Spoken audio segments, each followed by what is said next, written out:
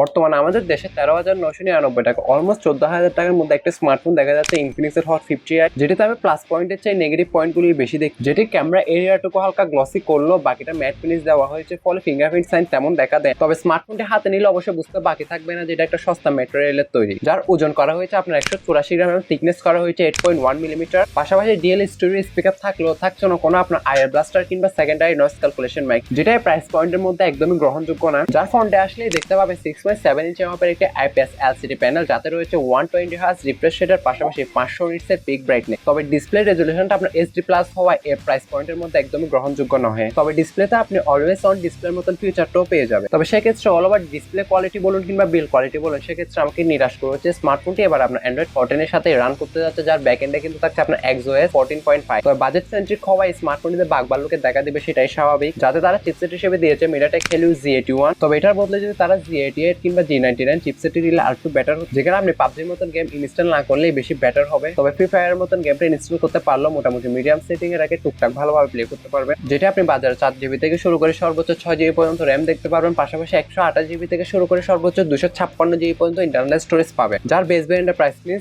6128 price কিন্তু আমাদের বাংলাদেশে রাখা হয়েছে 13,999 টাকা, অলমোস্ট 14,000 টাকার কাছাকাছি। ব্যাকে দেখে মনে হতে পারে ডিউল ক্যামেরা সেটআপ, বাট কাজের সেন্সর একটা এসে 48 মেগাপিক্সেলের মেইন ওয়াইড সেন্স, সেকেন্ডারিতে একটা অক্সিলারি লেন্স দেওয়া হয়েছে, যেটা অবশ্যই ক্যামেরার সৌন্দর্যটাকে বাড়ানোর জন্যই দিয়েছে। যার ফ্রন্টে প্রোভাইড করেছে 8 মেগাপিক্সেলের একটি সেলফি ক্যামেরা, যার ব্যাক ক্যামেরা দ্বারা আপনি সর্বোচ্চ 1080p 30fps ভিডিওগুলো শুট করতে পারলো। সেলফি ক্যামেরা দ্বারা সেলফিগুলো তোলার পর অবশ্যই সেলফিতে অনেক কিছুরই ঘাটতি দেখা দিবে। আর আমি যদি ক্যামেরা কোয়ালিটি নিয়ে কথা বলি, সেক্ষেত্রে আপনি দিনের আলোতে মোটামুটি ভালো ভালো টুকটাক ছবিগুলো তুলতে, তবে সেক্ষেত্রে আহামরি খুব একটা ভালো রেজাল্ট দিবে তা না। যেটিকে ব্যাকআপ করার জন্য থাকছে আপনার 5000 mAh এর একটি ব্যাটারি, আর এটি কিন্তু আপনার 18 ওয়াটের ফাস্ট চার্জিং স্পিডকে সাপোর্ট করে থাকে। ব্ল্যাক, গ্রিন, গ্রে এই তিনটি কালারের স্মার্টফোনটি মূলত বাজারে অ্যাভেলেবেল থাকে। তো আমি মনে করি এই প্রাইস পয়েন্টের মধ্যে বাংলাদেশের থেকে ব্যাটারি স্পেসিফিকেশন যুক্ত স্মার্টফোন অ্যাভেলেবেল রয়েছে, ওটা অফিসিয়াল ভাবে হোক কিংবা আনঅফিসিয়াল ভাবে। তো বাকিটা আপনাদের উপর, কারণ আপনারাও কিন্তু এই দেশের স্বাধীন নাগরিক।